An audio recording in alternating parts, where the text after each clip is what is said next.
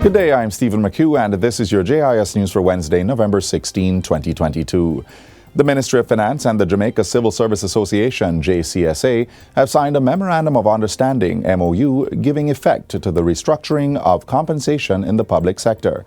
According to a press release from the JCSA, the MOU reflects the latest changes arising from its consultations and will facilitate government's ability to pay the increased salaries in the shortest possible time. President of the JCSA, O'Neill Grant, says it's hoped that this will allow for the process to move on to Phase 2 of the restructuring exercise, which will deal with the job evaluations. The job evaluation phase will enable the fixing of compensation anomalies and any matters of misalignment uncovered during Phase 1 of the compensation restructuring. From this, public sector jobs are to be properly assessed to finalize their placement in the new 16-band compensation structure.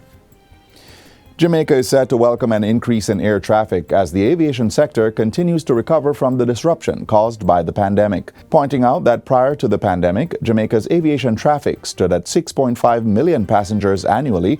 Transport Minister Audley Shaw says those figures are projected to increase as more airlines enter or expand their service to the island.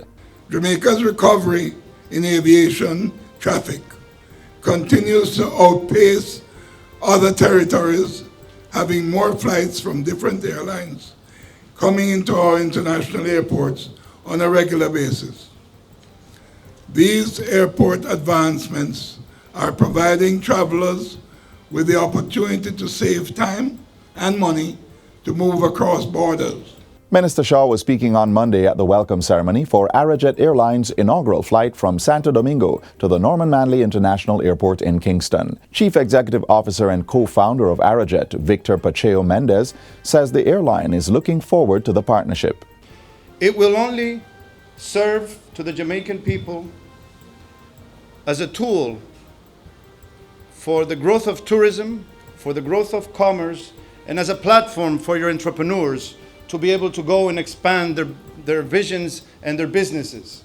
Meanwhile, Minister of Tourism Edmund Bartlett is reporting success in the island's efforts to increase airline seats out of Canada, Jamaica's second-largest visitor market. The minister says Jamaica is expecting to see 283,000 airline seats out of Canada this winter tourist season, 26,000 more than was recorded in 2019. These are from major travel partners such as Air Canada Vacations, WestJet, Transat, and Sunwing. Minister Bartlett, who is currently on a working visit to Canada, gave the update in a press release yesterday. The minister and a team of senior tourism officials are engaging in a series of activities with airline partners and tour operators in Toronto, Calgary, Winnipeg, Montreal, and Ottawa. The visit is also being used to launch the JTB's new Come Back marketing campaign. Minister Bartlett says with added inventory coming in Jamaica and a new thrust in terms of the quality product and recognition of the value proposition that Jamaica offers, he's optimistic that in 2023-24 we will see a full recovery of the Canadian market.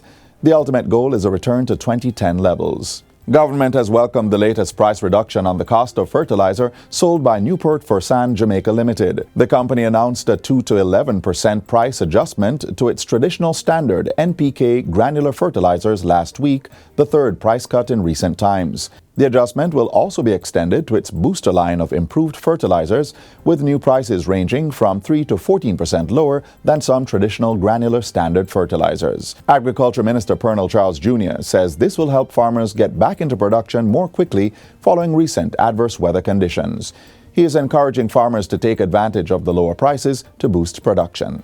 I urge our farmers and our fisherfolk to continue their present trajectory and to be reassured that the Ministry of Agriculture and Fisheries remains committed to our ongoing tireless efforts to support the sector, to support you and your families. More than 20 firearms have been handed over to the authorities under the gun amnesty, which is now in effect. The amnesty began on November 5 and is slated to end at midnight on Saturday, November 19. Minister of National Security Dr. Horace Chang provided an update during a press conference on Tuesday, where states of public emergency were declared in several parishes and police divisions. Minister Chang says many of the firearms are from individuals who have not licensed the weapons for several years.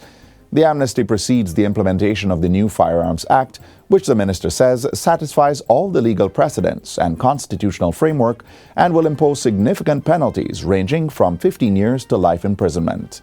Intention is, if you conduct criminal activity with a firearm, we are intent to remove you from society for life. Makes it easier for the police not to keep picking up the same person over and over, and it makes the community safer.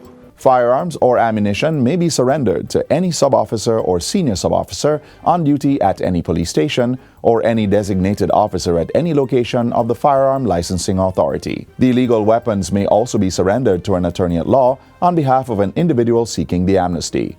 The attorney should then deliver the items to the nearest police station.